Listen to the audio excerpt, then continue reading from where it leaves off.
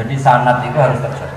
Makanya saya pernah tak tahun berapa saya memang tidak perlu saya ingat-ingat karena saya memang nggak suka punya kenangan bangun ada tanggalnya supaya abadi. Ada orang tertentu yang suka ditanggalin kalau punya kenangan sama bangun. Kalau saya tidak usah tanggal biar kenangannya mustamir setiap saat. Saya pernah diminta bangun hak delok wajahku. Beliau ngendikan man ro'ani wa man ro'ani dakhalal jannah. Man ro'ani wa man ro'ani la yaumil qiyamah dakhalal jannah. Siapa yang melihat wajah saya, melihat wajahnya, melihat wajah saya, melihat wajah yang melihat wajah saya, dakhalal jannah. Kenapa itu menjadi penting? Karena figur figur manusia. Saya masih ingat ketika ngaji ilmu kalam sama Mbah Mun, juga sama Gus Yofur di kelas di MGS. Mbah Mun mengintikan gini. Saya masih ingat betul tak catat tuh. Wong ora iso niru pangeran ora salat, ora mangan, ora ngombe. Niru ya mbek makhluk. Jadi tidak bisa kita tanpa wasilah, tidak bisa. Kamu niru Allah piye? Kaifa yusolli? Allah nak salat piye? Kacau kan? Allah nak poso piye? Memang Allah tahu mangan atau tahu poso. Terus nak turu piye? Allah la ta'khudhu sinatu. Maka ibadah itu niru makhluk. Karena kita makhluk. Makhluk itu duwe syahwat. Islam memberi sarana ibadah nikah. Sing ora payu nikah ana sarana ibadah ngempet, paham nggih? Niku. Maksudnya ora usah nguntal kapur baru ngempet. Sing sugih ibadahe sedekah. Sing ora sugih ibadahe dadi mustahik sing ridho. Macam-macam. Itu hanya bisa niru makhluk sama makhluk. Sebab itu ketika saya masih ingat betul bangun ngendikan ihdinas shiratal mustaqim, tunjukkan kami ke jalan yang benar. Itu Allah tidak ngendikan sirati yaitu jalan saya ndak, tapi shiratal ladzina an'amta alaihim, jalannya orang yang telah engkau beri nikmat. Ada kata an'amta yang telah engkau beri nikmat. Jadi Allah memaklumatkan ke semua hambanya, niru itu niru hamba yang sudah diberi nikmat. Karena kita hanya bisa niru misalnya Rasulullah, cara sholat beliau kayak apa, cara sujud beliau kayak apa, cara makan beliau kayak apa, cara nikah beliau kayak apa, bahkan cara masuk rumah, keluar rumah, doa pergi, termasuk doanya urutan. Padahal Rasulullah buat nate diutang teman-teman, gak nate gue lucu-lucunan mawon. Ini kemauan buatan tenanan, ini gue masyur kan beliau menggadekan baju rompinya ke orang apa Yahudi, tapi ada jaminannya. Itu terus ditiru umatnya, gak ada BPKB dan sertifikat. Itu tidak tahu saya itu. Padahal Rasulullah itu melakukan itu untuk hal yang darurat, tapi umatnya kayaknya ada darurat sudah watak. Itu yang membedakan Rasulullah dan umatnya. Tapi perlu saya sampaikan, sanad ini harus muttasil. Sehingga kita tahu bahkan cara tidur Rasulullah itu miring kemana, ala jambihil aiman, kemudian madhab kiblat. Sebelum tidur beliau wudu. Sebelum tidur lagi baca subhanallah 33 kali, alhamdulillah 33 kali, Allahu akbar 33. Sebetulnya wiridan itu sanad paling kuat itu tentang mau tidur. Meskipun ada riwayat dibaca setelah apa? Sholat. Jadi makanya kita al-jam'u baina riwayatain, habis sholat ya baca itu, mau tidur ya baca itu. Nah, sebetulnya habis sholat sama mau tidur itu ngeri mau tidur. Karena ini kan pemanasan mati. Pelatihan mati, karena satu kondisi yang Anda sudah tidak bisa ikhtiar. Tapi kayak apa Rasulullah? Justru kita kondisi yang nggak bisa ikhtiar itu pesannya Nabi apa? Kamu baca ini, in mutta kata Nabi, ada yang baca in mitta sama ya, karena Quran baca dua kali, ada muttum, ada apa? Mittum. In mutta alal fitrah, jika kamu mengikuti wiridan yang saya ajarkan, sekali kamu tidurnya bablas, maka kamu mata alal iman, kata Rasulullah. Jadi orang kalau mau berpikir potensi paling ngeri, bahaya paling ngeri adalah orang mau tidur, karena di situ kita tidak bisa apa-apa. Cara musuhmu mangkel bekku ya karek nyembelih, cara bojomu mangkel bekku ya karek ngobong, kok ini TV ini. Sama tidak usah merasa tidak akan mengalami itu, ya insya Allah tidak itu. Tapi dengan melihat di TV semua potensi itu ada. Atau kau turun yang kendaraan tangis-tangis yang akhirat. Takoi, Gusti kalau mau akhirat mau kecelakaan. Nah, justru mau tidur itu Nabi itu unik, kelihatan bahwa ada nubuah, ada kenabian yang luar biasa. Kalau mau tidur itu ada wiridannya. Saya termasuk orang yang fanatik baca wiridan sebelum tidur. Jadi jangan kira kalau setelah saya sholat jarang wiridan, tidak punya wiridan di tempat lain, itu sangat suudzon yang menyakiti. Saya punya cara sendiri untuk ingat Allah itu, terutama mau tidur. Sampai istri saya itu protes. Gus ini nak bersolat tahu mau nyekel tasbih habis tidur. Saya itu punya tasbih lupa jumlahnya sama. Semuanya di kamar tidur. Ini sekaligus ijazah entah pamer kebaikan tidak tahu saya. Pokoknya sudahlah husnudzon saja. Suudonu iblis. Karena mau tidur saya pikir kalau tahu-tahu saya bangun terus ketemu mungkar nakir terus kayak apa. Sehingga Rasulullah itu ngajari kita luar biasa. Bismika wa du'tu jambi wa bismika arfa'u. Kalau mau tidur doa populernya apa? Bismika Allahumma ahya bismika Allah. Hafalnya gitu dok. Saya hafal banyak. Allahumma rabbas samawati sab'i wa rabbal arsyil azim rabbuna wa rabbu kulli syai' falqal habbi wan nawa. Allahumma antal awalu falaysa qablaka syai' wa antal akhiru falaysa ba'daka syai' wa antal dhahiru falaysa fawqaka syai' wa antal batinu falaysa dunaka. Baca sampai tidur. Saking kadang takutnya sama Allah, akhirnya nggak bisa tidur. Kadang sampai setengah 4 apa terus tidur baru setengah jam terus subuh. Jadi kalau melihat tren itu kayaknya saya bakat wali itu kalau trennya seperti itu terus. Tapi sayangnya tren seperti itu jarang banget. Makanya terus tidak jadi wali-wali. Tapi saya ingatkan ke jenengan, sanad-sanad seperti ini tuh yang mungkin Anda lupa. Anda hanya ingat sanad misalnya ya Mu'ad ini uhibbuka faqul dubura kulli sholatin atau fala tada'anna dubura kulli sholatin Allahumma inni ala dzikrika wa syukrika. Kamu lupa bahwa saat paling krusial dalam hidup Anda itu tidur. Sehingga disebut wa min ayatihi manamukum billaili wan.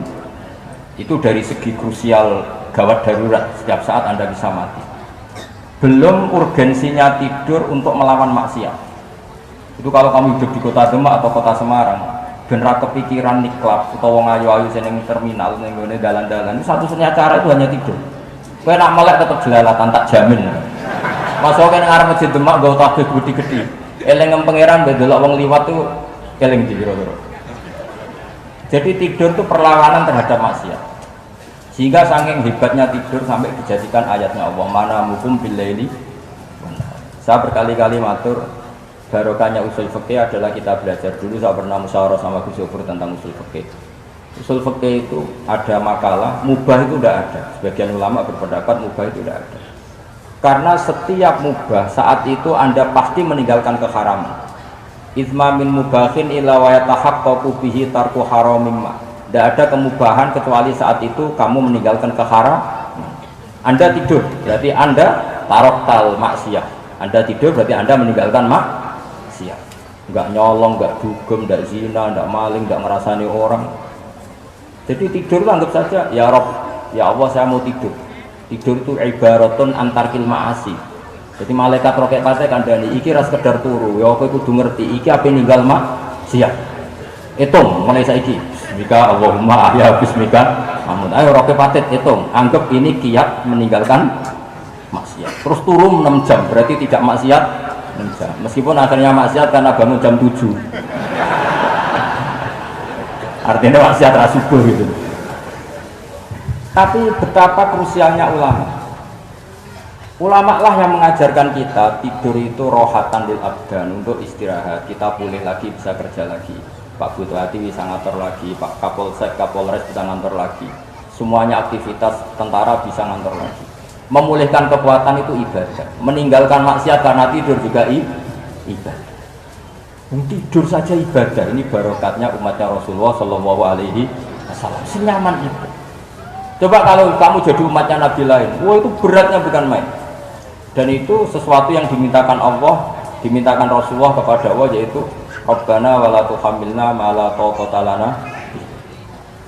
Termasuk la tahmil alaina isran kama hamaltahu 'alal ladzina min qablina. Jangan bebankan ke umat kami sesuatu yang seperti engkau bebankan pada umat dulu. Umat dulu itu kalau mau tobat, kayak umatnya Nabi Musa pernah nyembah anak sapi, itu yang pernah nyembah tobatnya dibunuh. Liyak tulal bari umingkum al mujrimah, yang terbebas dari menyembah anak sapi disuruh bunuh yang pernah menyembah anak sapi. Fatubu ila bariikum faqtulu anfusakum. Mau beratnya kayak apa? Kalau orang sekarang tobat cukup soal Pak Rosid salami tembak 100.000, dipandu caranya tobat 2 istighfar. Nomor itu penting. Nomor loro seneng kiai, seneng aku maksudnya kalimatnya jelas. Itu sudah. Pokoknya yang jelas gak usah dibunuh, gak usah apa? Gak usah apa? Dibunuh. Sehingga tidurnya umatnya Rasulullah itu luar biasa, terutama tidurnya orang puasa. Tidurnya tasbih, tidurnya ulama juga tasbih. Karena dengan tidur itu kita tahu alamat kematian. Di mana kita masih di dunia saja punya kondisi di mana kita tidak bisa menentukan diri kita sendiri. Dan itu awal dari kita mengimani la haula wala quwata illa billah. Sebagai koyok ngono ternyata ada kondisi di mana kita tidak bisa mengendalikan diri kita sendiri. Makanya disebut wa min ayati manamukum billaili wan nahar. Yang bisa menganalisis itu siapa? Ya ulama. Ulama kok tahu karena punya sanad musalsal ila Rasulullah sallallahu alaihi wasallam. Sehingga uniknya kenapa tidur itu sakral? Coba semua nabi di antara wahyunya itu lewat apa? Semua nabi di antara wahyunya lewat apa? Tidur, lewat mimpi. Inni ara fil manami anni atbahuka fanzur madza. Maka mimpi ini harus dikelola secara baik. Yaitu kalau kamu mau tidur, wudu dulu, baca tasbih, terus tinggalkan semua dunia. Anggap saja ini pemanasan kematian. Itu insya Allah mimpinya sip pokoknya. Paling kejar-kejar Dajjal ketemplung kali, insya Allah. Tapi kalau kamu tidur gak wudu, raiso turu terus raiso turu mangan sik ben waras ben iso turu. Insya Allah dikejar Dajjal kecekel. Akhirnya ngelindur tak karu-karuan karena tadi. Nah, sanad seperti itu yang punya siapa? Hanya ulama. Ada lagi satu contoh, ini sudah hampir 20 menit. Itu saya pernah ngaji Durarul Kalami Syafi'i, mutiara-mutiara ngendikan Imam Syafi'i. Itu ulama itu mesti ngendikan itu unik. Tadi saya sudah cocokkan sama Bupati, tak tanya, Pak Bupati saya ini punya ilmu dari Bapak, mungkin pas untuk jenengan pakai. Kata Bapak, urip itu padha wae, ngadepi kanca mek musuh padha wae. Malah kadang ribet kanca. Dulu saya itu iskal itu janggal. Tapi setelah ngaji Durarul Kalami Syafi'i yang ada di Muqaddimah kitab Majmu', Muqaddimah Syarhul Mu'adzab Imam Nawawi. Imam Syafi'i ngendikan gini. Man ahsana ilaika faqad qayyadaka. Wong apiki kowe nyancang kowe. Pak Rasul ku apian bae, ngene sarang sowan mampir, gayane apian, jebule nyancang. Awas nek teko ning Demak. Itu faqad qayyadaka, nyancang kowe. Tapi waman asaa ilaika faqat atlaqaka. Wong sing eleki kowe iku penak bebasno kowe. Kowe tau diutangi wong kancamu ta musuhmu. Sing biasa utang kowe kanca. Kowe numpak mobil ketemu musuh enak ra usah nawani, nek ketemu kanca monggo bareng. Sing ngel-ngelo kowe kanca ta musuh. Artinya gini, kanca ya barokah, nggo perjuangan, musuh ya barokah mergo ora tau utang. Jadi segampang itu ulama melihat kehidupan itu. Man ahsana ilaika faqad qayyadaka wa man asaa ilaika faqad atlaqaka. Jadi akhirnya kita hidup tuh berkah terus. Di kanca ya enak kados kula di kanca Gus Yofur, nak kula mboten saged fikih musyawarah, ra iso tasawuf musyawarah. Di kanca Pak Rosid, kanca rai sederhana. Pokoknya duit. Tapi kurang contoh. Kalau rai Arab kan enggak sederhana, wajahnya mewah terus. Ya. Ekonominya juga sederhana, saya sama Rosid sama-sama agak kaya. Saya tidak menyatakan kan Gus Yofur sama Gus Bahannya ngebis. Memang saya sering sama Gus Yofur ngebis sampai sekarang masih sering. Bukan karena miskin ya, itu pilihan itu. Jadi ulama itu segampang itu melihat kehidupan. Saya termasuk kiai muda yang nggak takut mati, bukan karena yakin di surga gitu, karena saya sering baca berdoa. Allahumma ya Allah, kata Rasulullah, kamu harus berdoa ya Allah, ij'alil hayata ziyadatan li fi kulli khairin wal mauta rohatan li min kulli syarr. Mungkin sekarang kita ada zina, mungkin sekarang kita ada korupsi, mungkin sekarang kita ada maling, tapi potensi itu tetap ada. Yang bisa ngakhiri itu apa? Kematian. Maka anggap saja kematian itu rohatan li min kulli syarr, semua mengakhiri semua keburu. Kayak apa Rasulullah memandang kehidupan? Kalau kamu masih hidup, anggap saja ziyadatan li fi kulli khairin. Saya gara-gara hidup saudara kersane Pak Rosid ngaji di sini. Ikhlas Pak Rosid itu sangat ikhlas. Saudara senior kula dipaksa nggih gelem, diintimidasi nggih gelem. Wah itu barokah. Nanti setelah saya mau mati, karena saya juga akan ridho-ridho saja. Ya Allah, ini akhir dari segala potensi keburukan saya. Sehingga kiai-kiai NU, kiai-kiai alim itu ada bajingan, tukang ngemel wong kok mati. Saya nggih Pak niki saya. Tanggane ora sing gelem muni saya. Kiai ini maksud, ayo Pak muni saya Pak. Mboten saya ini tempuh. Lah saya pun mati pun mboten saged nakal niku. Lha jenenge rohatan li min kulli syarrin. Kalau mayit ya rohatan lahu min kulli syarrin. Kayak apa? Sanad kita ke Rasulullah, kabeh itu dimanage jadi ibadah. Al hayat ziyadah fi kulli khairin, al maut rohatan min kulli syarr. Kenal Pak Rosid ya ibadah. Apalagi kenal Gus Zofur ibadah, kenal Bupati ibadah, konco perjuangan. Kok kenal preman ya ibadah, konco latihan dakwah. Anggapnya latihan ngelola rehab. Kenal polisi ibadah, jaga stabilitas nasional. Kenal ABRI ibadah, jaga NKRI. Kenal orang nakal ibadah, dianggap pembina. Semua itu ibadah. Kayak apa ajaran agama ini? Semuanya baik-baik saja. Tergantung nih. Tapi sanad ini siapa yang punya? Hanya ulama. Nah, ulama itu siapa? Ya orang yang kamu ketemu. Dalam konteks ini Mbah Mun. Mbah Mun ngajari kita. Mbah Mun ketemu orang siapa saja hormat. Saya kemarin bikin makalah untuk beliau, termasuk saya cerita dari riwayat Rasul Aqli Ba'dal Iman Billah At-Tawaddud ilan nas wastina'ul ma'ruf ila kulli barin wa fajirin.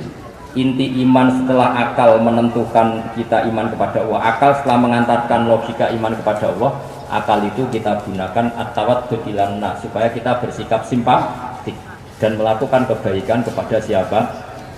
Karena barokahnya kita simpatik nak ngandani wong nggih gampang. Misalnya kita di kiai alim sundulang itu sampean mbek tangga modit, ketemu wong perengot. Sing ape ngandel iku sapa? Sementara sing preman, ayo ngopi nggonku sik tenang ae. Sing kiai ini orang begawean gak kopi kowe. Akhirnya sing preman sakok di pengaruh sing kiai ini batil gak duwe. Itu tidak boleh kejadian seperti itu. Makanya ada riwayat wastina'ul ma'ruf ila kulli barin. Jadi sekolah suwon syarat-syarat seperti itu tidak boleh. Saya itu kitabnya bangun al-ulama al-jadid itu setengah hafal. Sampai sekarang masih tak baca. Kalau mau tidur tak baca. Bahkan di tas saya itu ada terus. Ya karena kalau saya di Jogja kangen bangun baca itu. Ketika beliau masih sugeng, apalagi sekarang. Karena jangan sampai saya ini punya fatwa yang mukhalif terhadap fatwanya Mbah Mun. Ini terutama warning sama santri sarang, nggak boleh. Terakhir itu Mbah Mun punya kecenderungan, punya pikiran kayak Yusuf Qaradawi, yaitu ada potensi wajibnya zakat khudrawat fawakih.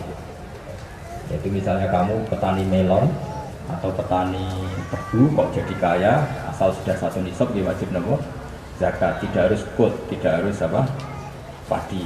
Meskipun beliau tidak ilzam, tapi beliau ngendikan gini, sama sih ingat ketika ngaji sama Gus Zofur, Pak Rosid kalau bangun guyon, wong desa itu wis melarat, gegere nganti koyo akeh, bangun aja entuk nang gegere macul nganti koyo akeh, gara-gara sing ditandur pari wajib zakat. Wong Sulawesi nandure kakao cengkeh, zaman itu cengkeh joyo.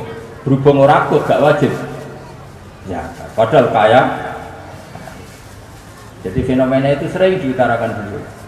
Lama-lama beliau ngarang di Al-Ulama Al-Jadidun.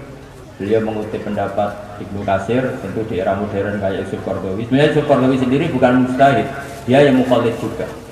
Kata Ibnu Katsir, wa mimma akhrajna lakum minal ardh, yang harus dizakati adalah ma itu umum, apa saja yang keluar dari ibu. Maka kecenderungan Mbah Mun akhir-akhir itu mbok ya fawakih khudrawat itu dizakat. Tapi beliau tentu tidak ilzam ya, karena beliau sangat syafi'i. Tapi ini kan saran yang baik lah menurut saya. Apa susah sih dadi wong lomo gitu. Wong dadi wong medhit kok bilo-bilo. Lah nek kowe tak birin iki Gus, nak khudrawat fawakih melon kakao tebu wajib zakat. Tak bire iku lomo iku apik, medhit iku elek. Ngoten mawon. Assalamualaikum warahmatullahi wabarakatuh.